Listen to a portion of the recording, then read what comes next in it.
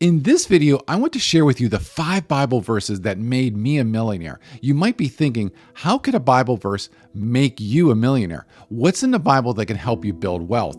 Isn't money the root of all evil? And aren't Christians supposed to just live within their means and then give the rest to the poor?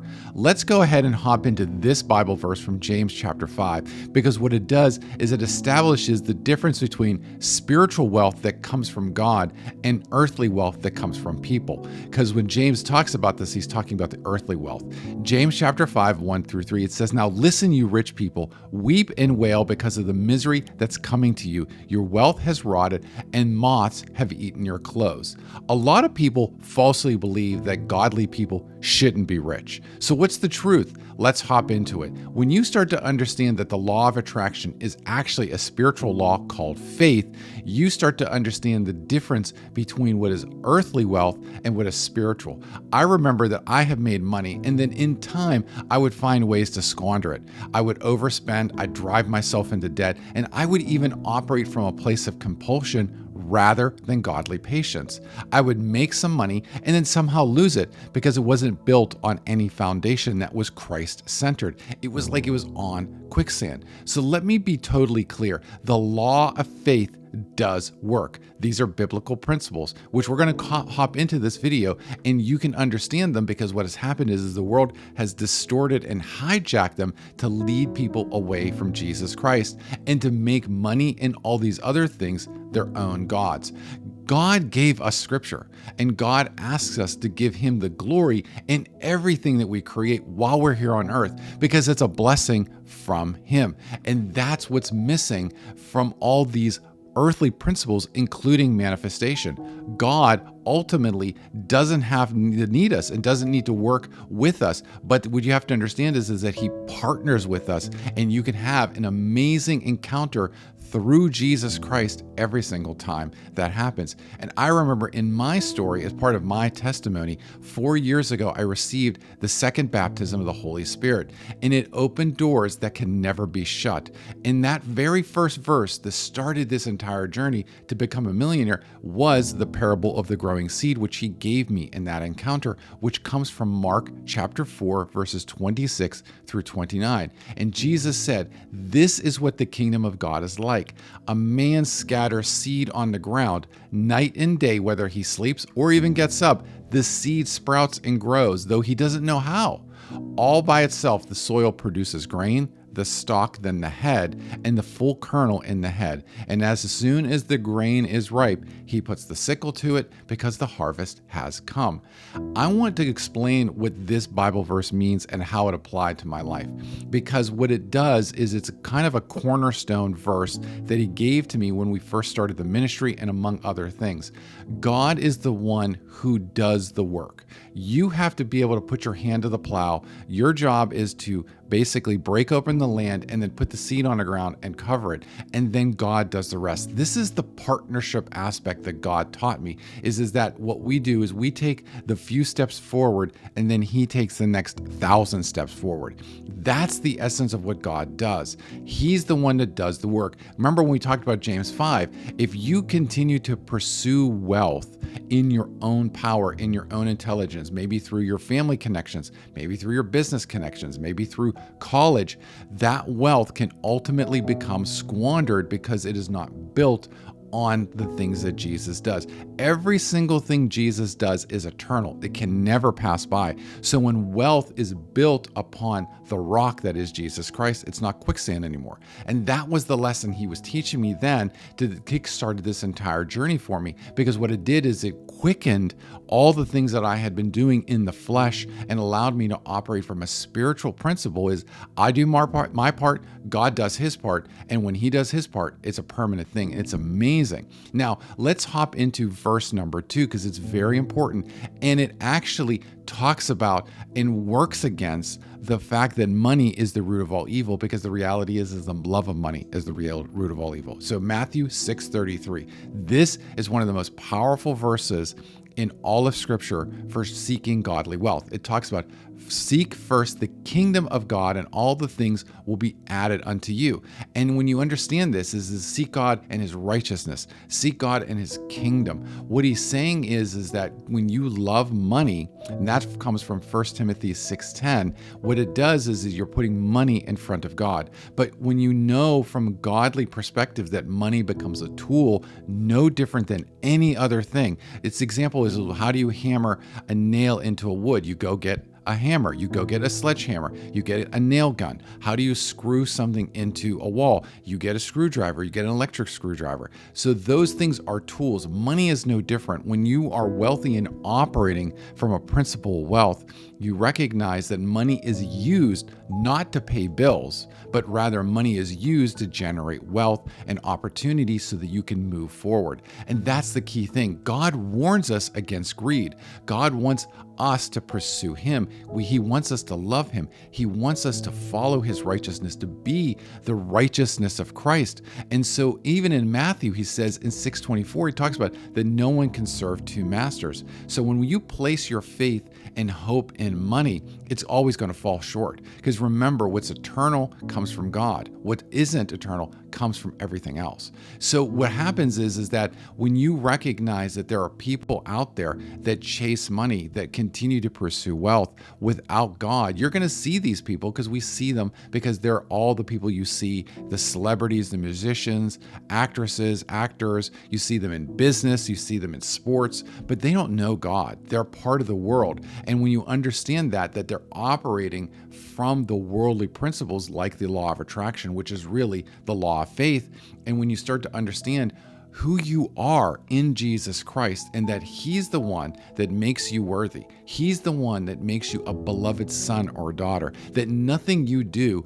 outside of him will prosper, but when you do everything within him, that everything will prosper. Your foundation becomes everything. Now, verse number 3 that worked for me, that really solidified my financial place, is having no fear. That comes from Luke 12:4-6. And I tell you, my friends, don't fear those who can kill the body, and after they have nothing more that they can do to you. But I want to warn you, to whom you should fear. Here, fear him also. After he has killed, he has the authority to cast into hell. Yes, I tell you, fear him. Now, when you understand where this comes from, is God is not the God of fear. God is the God of love. And when you have perfect love, casts out all fear. Now, when you recognize that, you understand that every single piece of self-doubt, self-loathing, laziness, compulsion, all those things, those come from the flesh, those come from the devil. Those things are things that are going to try to lead you into sin. Those things are going to try to prevent you from stepping into your calling. And fear truly is one of the greatest things, along with distraction and probably addiction, that the devil can use to keep you from generating the wealth that God wants you to generate, because you're fearful. Because when the moment you step into fear, that's when faith disappears. And whenever you step into faith, that's when fear starts to disappear. And it's the thing, it counteracts everything that God wants you to do. And he knows every inch, he knows every aspect of who you were created, why you're here. You're not created by accident. You're not a product of evolution. You're not a descendant of monkeys. These aren't true. These are all lies, because what it does is it steals your identity away from God and places you in the world. And that's the thing. God loves you, and he wants these beautiful things for you, because remember, he's a God of eternity. He is an infinite God, which means every single thing that we see, he can do things at an infinite scale, and he wants to operate in partnership with you, because that's what he wants for you. He doesn't want the worst. He wants the best. He wants overflow at all times. And when you start to operate in overflow, these worldly principles of money is evil, and all that Christians should always give to the poor, give to the church, those things are present, but those happen out of overflow and not from a place of lack. Now, this sets up verse number 4 for me, because this is so important, because you have to understand is that in order for your wealth to grow, you have to give back 1/10 of what you have back to God in order for him to multiply it. That's the part where God talks about this. Now, I'm not going to talk about all the Bible verses that talk about this, but I am going to hit the ones in the Old Testament and the New Testament, because there are some people that are going to watch this video that believe tithing doesn't apply for the New Testament Christian. And the reality is that could be farther from the truth. It not only is tithing paramount, it's foundational in order for these things, all of these principles to work. And so Leviticus 27:30 talks about this. A tenth of the produce of the land, whether grain or fruit, is the Lord and it's holy.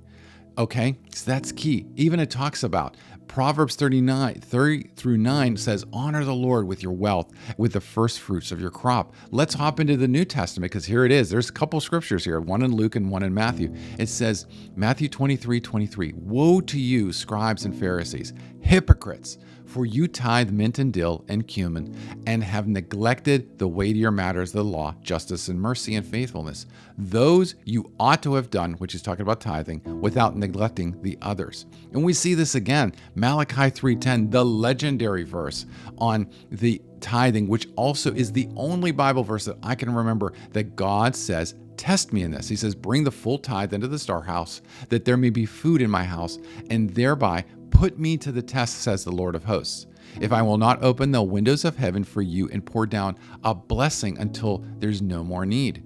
You may have doubts about tithing. You may be afraid that the church that you're donating to will squander the money. Are they just using the money to get wealthy? Are they have bad intentions? I want to assure you that God said to me that giving to the church isn't about trusting the people at church. It's about trusting the Holy Spirit to steward the money once it's left my hand. Because when you understand is that when you give the money away to the church, it's not in the church leadership's hand, it's in the Holy Spirit's hand. So when you don't tithe to the church, it's not that you don't trust the church, it's just you don't trust God. Because ultimately, you're just giving back the money that was already God's, and you're a steward of the 90% and let God take back the other 10%. Because those first fruits, those things develop and attach the fear of the Lord, because you don't want to disobey him. And what you're doing is when you don't give back to the church, you're actually fearing man and what they're going to do versus what God will do. And you have to understand that you have to trust him. Let him heal your heart so that you can understand that whenever you start to operate in these principles, he's going to keep his promise. Now, number 5 is really one of the most legendary verses in the entire Bible, because God tells us to dominate in every arena that we're supposed to operate in. We are supposed to be the head and not the tail. We're above and not beneath. Every single thing, we're the lender and not the borrower. All these principles lead us to this one from Joshua 1:3. And it says, every place you set the sole of your foot will tread upon, I have given to you, just as I promised Moses. So this is the key thing when you recognize this, is that it attaches itself to Deuteronomy 1:8, what it says, see, I've given you the land that's set before you, go and take possession. You have to understand your identity in Christ is rooted on the throne of Christ. You're seated in heavenly places. Every single blessing Jesus has in heaven belongs to you here on earth. You operate from an open heaven. When he got baptized by the Holy Spirit, heaven opened up and the dove descended, but it never closed. That's the essence of who you are. God understands that money can answer a lot of the problems on this side of eternity. That even comes from Ecclesiastes 10:19. And you see this over and over again in scriptures. Jesus talked more about finances than any other topic. But what you do is the more money you have, the essence is you're glorifying God. You can actually break people out of cycles of financial hardship. You have the opportunity to break your church out of financial hardship. You go from basically surviving to being basically in a sense where you're content with your finances to thriving. And you have the ability to pay bills. You have the ability to support church functions. You have the ability to build businesses and to move forward. You don't have to cower back to the things that are happening in this world. You can afford to send your children to the best schools possible. You can afford to send them to college. You can afford to give them an inheritance that's so great that it allows them to give it to their children, which would be your grandchildren and beyond. God wants you to recognize the authority He's given you. You have to take action because you have to walk in confidence to take possession of the land. You have to recognize that every area that you operate in, you dominate. So God created the heavens and the earth, and He gave the earth and everything in it to mankind. And what you see here is the principles that have operated in the Bible, that what we consider the heathens, the non-Christians, they have taken it and seized it. And every time a Christian raises themselves up to try to take the land, to take the money, to take the businesses, to take the customers, or even the political side, the government side, and take actually seats in government, they fight violently. You see this occur across all spectrums because they recognize those are true seats of power on this earth. And the moment those are lost, they get displaced. That's why you have all these unbiblical principles about Christians are supposed to remain poor, that poverty is piety. These are the things that set Christians apart, that move forward in power and authority, because think of it as just a lifetime war, and which Jesus is winning every single battle for you. But you have to do it on God's timing. You have to do it through God's love. You have to do it through God's patience, because when you take that faith and you move it forward and Jesus lays that foundation for you, it's unshakable. It can't be taken away. Debts get erased. You become the lender and not the borrower. These are the core principles that God wants to teach you today. And there are many others, and I'm sure God has been speaking to you in different ways, but walk this beautiful vision out that God has for you, because it's so important that when you see these things come into being in your life, that God continues to bless you. He wants you to steward these things in a way that sets you apart. So let me go ahead and say a prayer for you to open your eyes to see the things God has for you. So Heavenly Father, I come boldly before the throne of grace by the blood of Jesus Christ. I pray for the person on the other side of this screen to give them a greater measure of intelligence. Blow into them the space and the capacity to see and understand things. Give them greater understanding. Give them greater knowledge. Give them greater wisdom to walk these things out. Give them a measure of discernment to allow them to move forward. Let them have a heart for you and fear you only as you move forward and the world starts to come against them and brings these lies to take away their identity, to take away who they are, to take away the things that you're stewarding for them and the things that they're stewarding for you, especially if it comes from family, friends, and even their church. Allow them to stand on the rock that is Jesus Christ. Destroy every single thing that continues to come against them. Don't allow these things to come to pass. Father, blow up the bridges that need to be blown up so they don't walk across the ones that are incorrect.